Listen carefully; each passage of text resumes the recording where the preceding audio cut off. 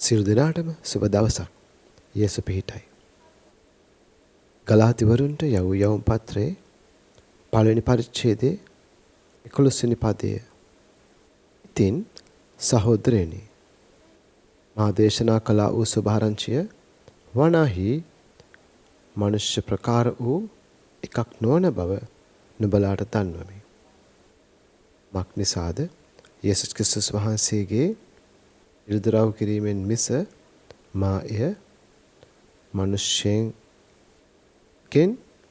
ලැබුවක්වත් උගන්වනු ලැබුවක්වත් නැත. මෙතන පාවුල්තුමා දිගින් දිගටම කියනවා ඔහු ලිව්වා වූ ඒ වචනේ පොත්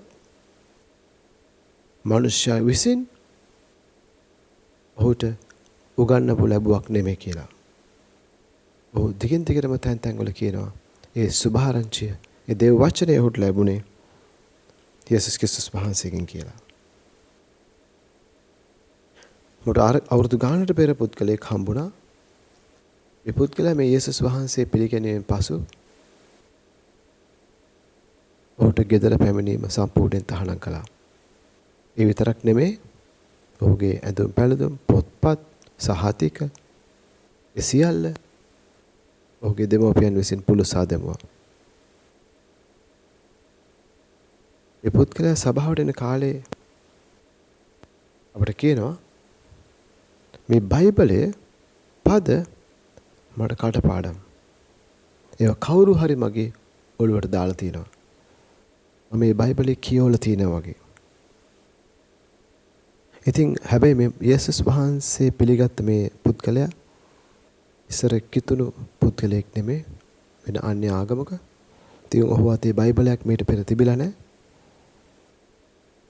ඉතින් මම මේ දේ ඔයගලන්ට කිව්වේ සුදාත්මන් වහන්සේට, දෙවන් වහන්සේට පුළුවන් මේ දේව වචනය ඔබට උගන්වන්න.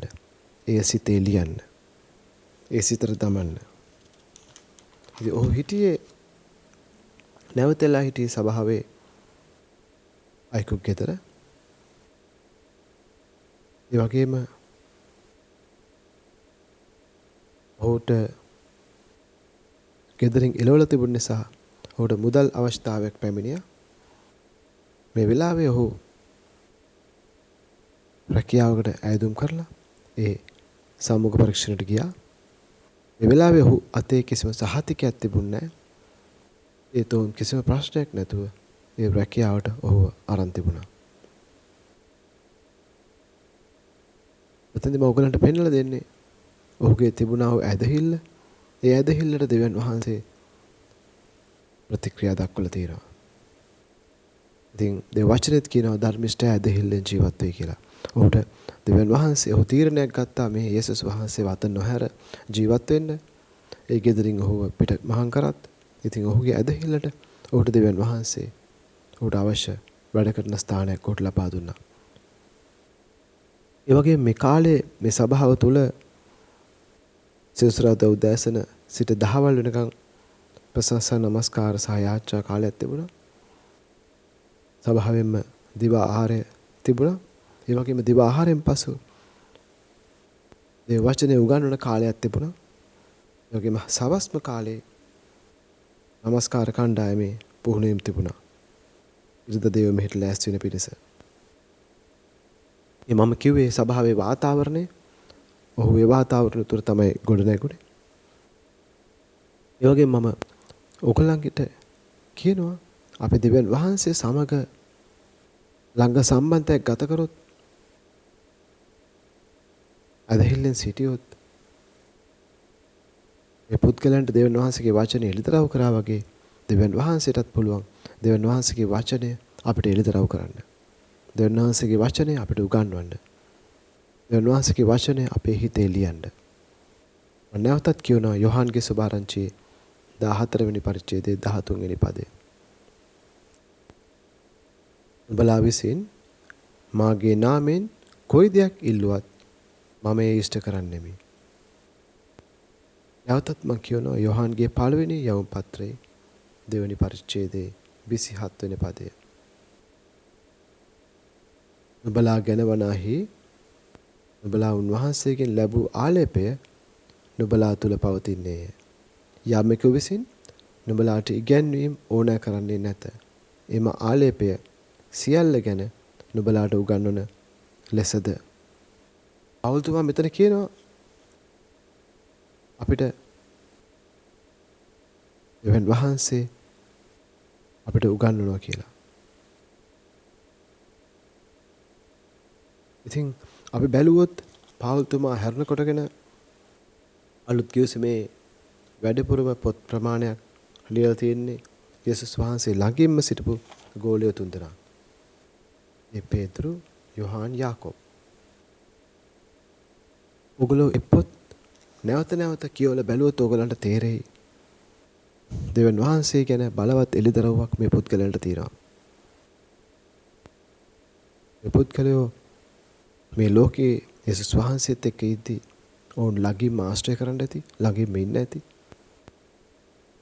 යේසුස් වහන්සේ කරපු කියපු දේවල් හැසිරුණ ආකාරය, ජීවත් වුණ ආකාරය, ඒ අවුරුදු 3මාරේ උන් දැක්කා. ඒ වගේම මම විශ්වාස කරනවා සුද්ධාත්මන් වහන්සේත් ඔවුන්ට එළිදරව් කරන්න ඇති කියලා. ඕගොල්ලෝ දෙවියන් වහන්සේට ළඟව සිටියොත් විතර උන්වහන්සේට ප්‍රශංසා නමස්කාර කරමින්, උන්වහන්සේට ස්තුති කරමින්, නිහඬ කාලයක් ගත කරමින්, උන්වහන්සේගේ හඬ අසමින්, දේව වචනේ කියවමින්, යාච්ඡා කරමින් ඔගොල්ලෝ කාලය ගත කරොත් ඔගොල්ලන්ටත් මේ යොහාන් වගේ, පේතුරු වගේ, යාකෝබ් වගේ, පවුල් වගේ, අර මම කියපු පුද්ගලයා වගේ දෙවියන් වහන්සේ වචනය ඔගොල්ලන්ගේ හිතේ ලියන්න යනවා. දෙවියන් වහන්සේ එළිදරව් කරන්න යනවා. ඒ වගේම මේ දේවල් අපිට වැදගත් වෙනවා දෙවියන් වහන්සේ තුල යහපත් ජීවිතයක් ගත කරන්න. දෙවියන් වහන්සේගේ වචනය අපිට ඉතාම වැදගත් වෙනවා. අපේ ගෙදර පෞල් ජීවිතේ, ඒ වගේ වැඩ කරන ස්ථානයේ, ඒ වගේම අපේ සේවයන් තුල බලවත්ව, ශක්තිමත්ව වැඩ කරන්න උන්වහන්සේගේ වචනය අපිට ඉතා වැදගත්. ඉතින් මේ දවසේ තීරණයක් ගන්න උන්වහන්සේගේ වචනය තුල ශක්තිමත් වෙන්න. උන්වහන්සේ තුල කාලය ගත කරන්න. මේ දේ වචනය කටපාඩම් කරන්න. මේ ජී වචනේ මෙනෙහි කරන්න. උන්වහන්සේට ප්‍රශංසා නමස්කාර කරන්න. ස්තුති කරන්න. දැසන නිහඬ කාලයක් ගත කරන්න. ඉතින් මේ දේවල් ඔගොල්ලෝ කරද්දී ඔයගලන්ට ජීවිතේ ප්‍රේමයෙන්, ප්‍රීතියෙන්, සමාදානයෙන්, ඉවසිලිවන්තකමින්, කරුණාවන්තකමින්, යහපත්කමින්, විශ්වාසවන්තව, මෘදුකමින්, ඇදහිල්ල ඇතිව, පමණ දන ක්‍රියා කරමින් දවස ගත කරන්න දෙවියන් වහන්සේ ඔයගලන්ට ආශිර්වාද කරනවා. ඒ වගේම මේ වෙලාවේ මම යාච්ඡා කරනවා කවුරු හරි දේ වචනේ කියවන්න බැරුව, යාච්ඡා කරන්න බැරුව, ප්‍රශංසා නමස්කාර කරන්න බැරුව යම් කිසි ස්ථානයක හිර වෙලා ඉන්නවනම් මේ වෙලාවේ ඒ දෙවියන් වහන්සේගේ ආලේපයත්, සුද්ධාත්මන් වහන්සේගේ බලයත්, ඒ සුද්ධාත්මන් වහන්සේ ගින්නත්, ඒ සුද්ධාත්මයත් නිදහස් කරනවා. ඔවුන්ට වහන්සේගේ වචනේ කියවන්න පහසු වෙන පිණිස යාච්ඡා කරන්න, නමස්කාර කරන්න ආලේ වෙන් කරන පිණිසත් මම යාච්ඡා කරනවා. අද සිට ඔවුන්ට ඔබ වහන්සේගේ කරුණාව නිදහස් කරන්න ස්වාමී. ආලේපෙන් නිදහස් කරන්න ස්වාමී. දේ වචනේ කියවන පිණිස, යෝග්‍යම යාච්ඡා කරන පිණිස, ප්‍රශංසා නමස්කාර කරන පිණිස ඔබ වහන්සේගේ අනුග්‍රහය, සුද්ධාත්මන් වහන්සේගේ ඉන්න ආලේපය, සුද්ධාත්මය ඒ සියලු දෙනාට මම නිදහස් කරනවා මේ වෙලාවේ. යේසුස් වහන්සේගේ නාමයෙන්. ඒ වගේම අද දවසේ සියලු දෙනාට යේසු පිහිටයි.